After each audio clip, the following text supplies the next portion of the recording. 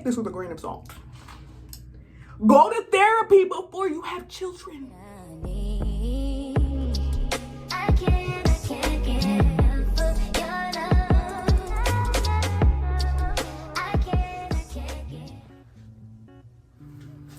Hey y'all, it's literally just Ari here. Don't mind what's on my head or my whole face. I actually just woke up. I had a bone to pick.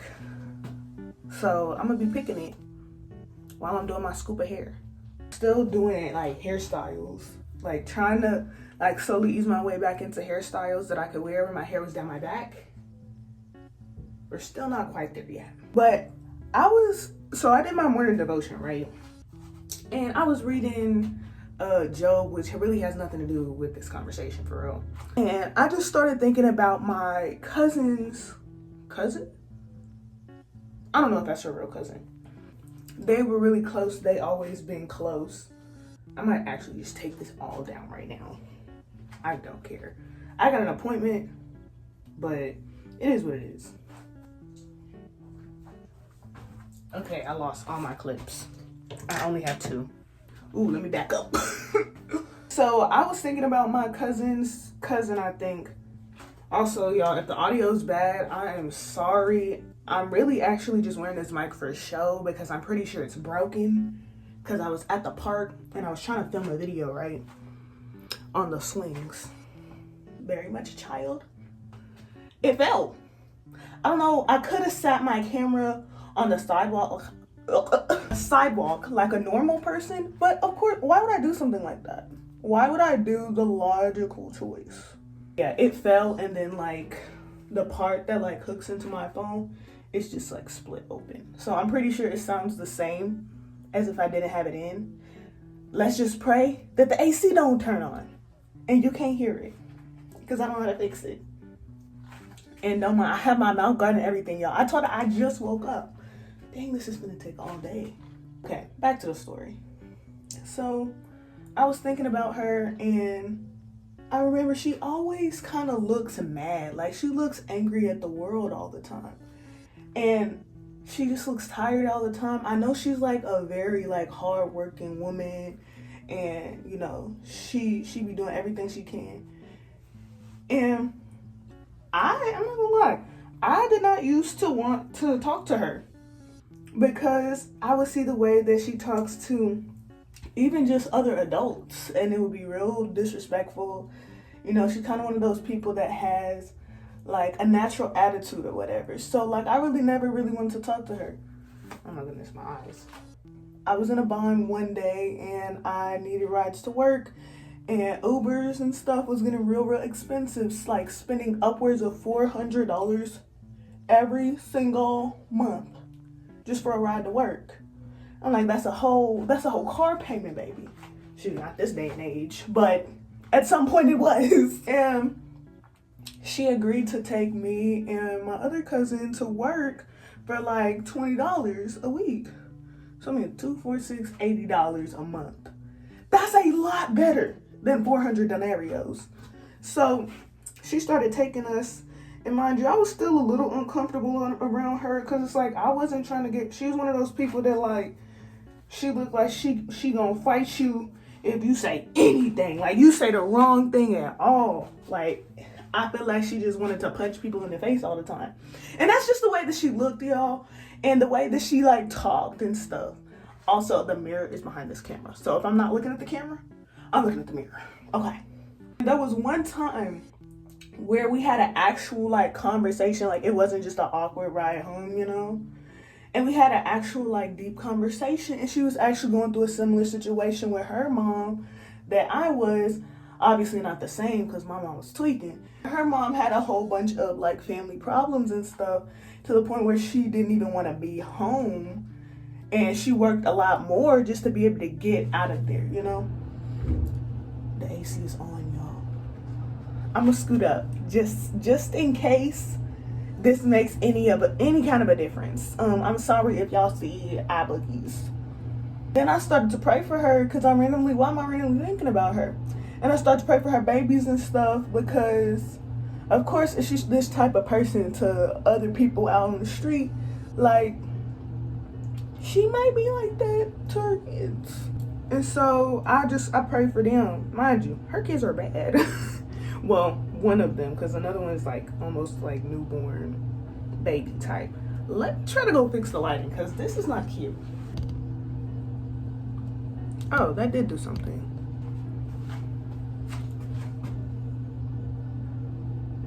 I look tired.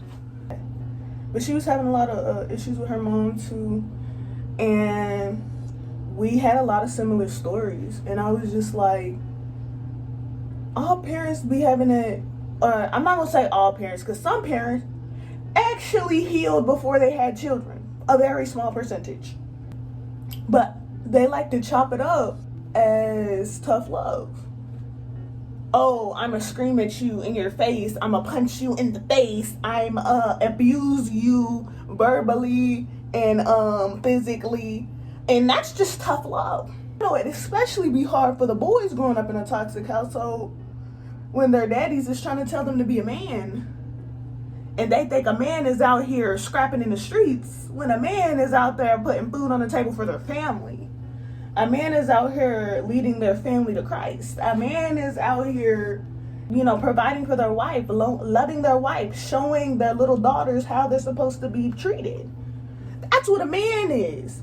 Not out here scrapping because somebody said your mama ugly. Somebody said your mama fat. I remember in my family, my little brother, he had gotten told, or actually a lot of us got told, like if we got in a fight, that if we lost, we was gonna get a whooping. Like we didn't just get our, I'm saved. Like we didn't just get our butt beat at school. Like we just got a whole whooping. We just got dog walks and you're like 10 times their size. Like, can we, come on y'all. Be so, oh my goodness, my eye. Tough love is not being abusive and what? Who even came up with that? Tough love is not no being abusive. It's not being prideful. It's not being afraid to tell your children that you make mistakes. Tough love is telling your children the cold, raw dog truth. No matter who else telling them. Tough love is telling your child, hey, there ain't no such thing as the tooth fairy. There ain't no such thing as Santa Claus. There's no Easter bunny. That's tough love. Telling them the truth. Like we've normalized lying to our children to keep their innocence. Baby, if you go in these school systems today, I bet you somebody has already started talking about the birds and the bees to your 8-year-old. I can guarantee you there is somebody, but 9 times out of 10 it's perverted. 9 times out of 10. Actually, almost 10 times out of 10. Because what the heck does a kid know? Nothing. This tough love is it really just masks pride. It really just masks selfishness. It really just masks your abuse. What is wrong with you? Who even came up with this assumption that tough love means that you gotta be a terrible person to your kids? And that means that they're loved. And then they're passing this on generations. Your kid, we grow up with a generation full of resentful people. They're resentful towards their parents because their parents treated them like garbage and they're still treating them like garbage today. And then we have a whole generation of elderly people who don't understand why their children don't want anything to do with them.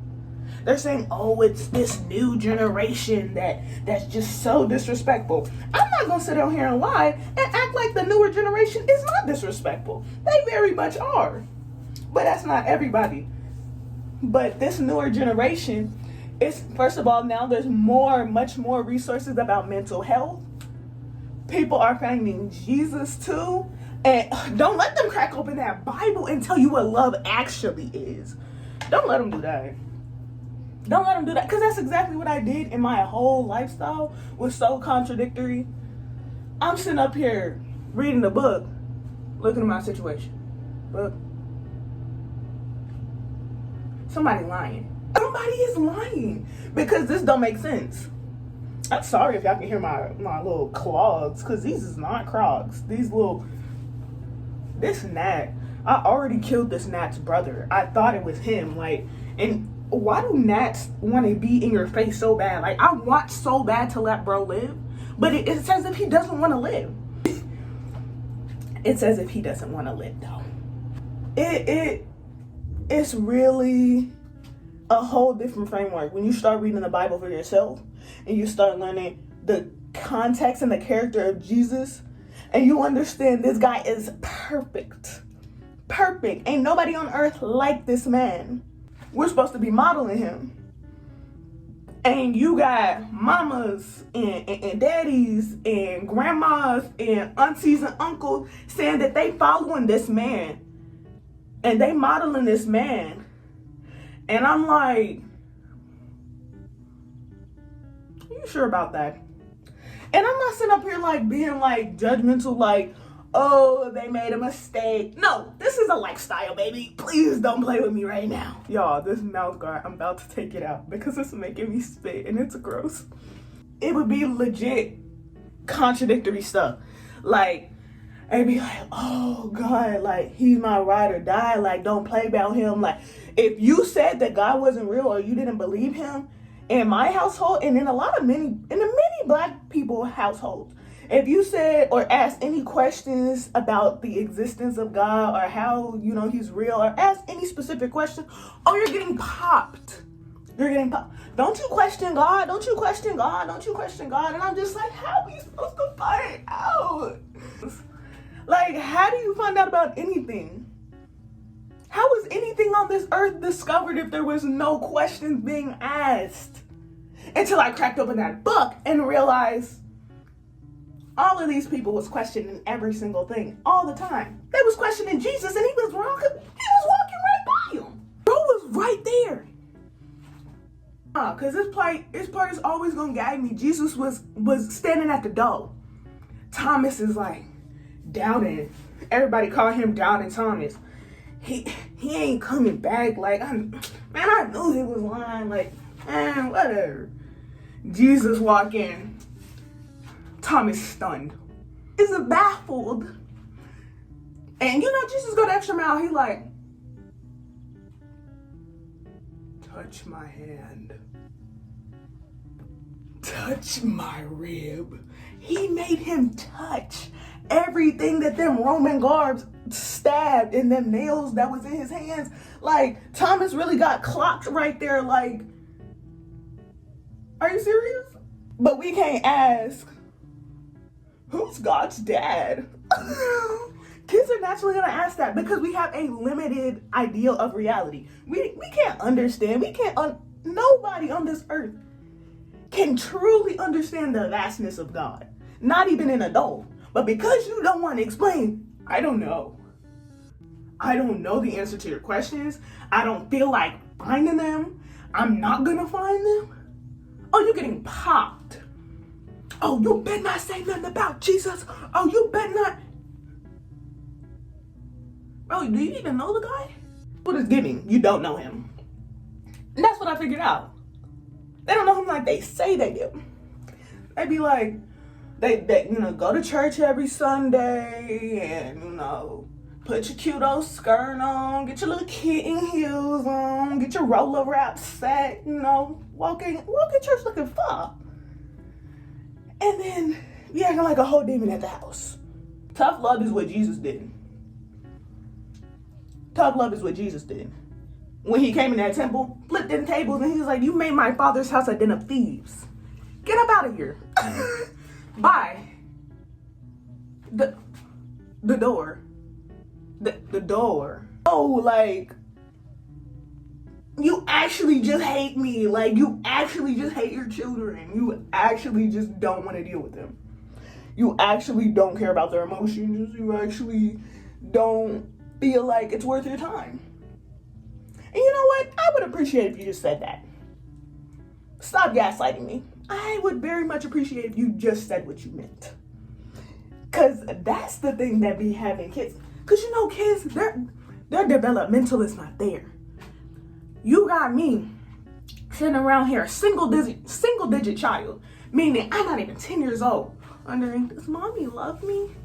No kid should be wondering. Even before 10 years old, you're still a baby. You're still a kid. If your parents love you. What? That's wild. That's wild. And it's not because mommy put you in timeout. It's not because you just got a whooping. It's no. Writing in my little notepad with the owl on it with all the eyeballs. And I know she read some of these journals too. And it was just sad, honestly, of me just writing. Like, you know when you go through that deep dive when you like cleaning your old childhood bedroom and you just in everything, bro? And you just reading all the journals, all the notes you ever read when you was trying to be deep. Now you're trying to journal, bro? No, okay. You ain't never journaled before. Stuff is just full. Mind you, I had these like before age 10. Full. Okay, not full, because I fell off the wagon after I was done trying to be deep. Like, I could not journal every day.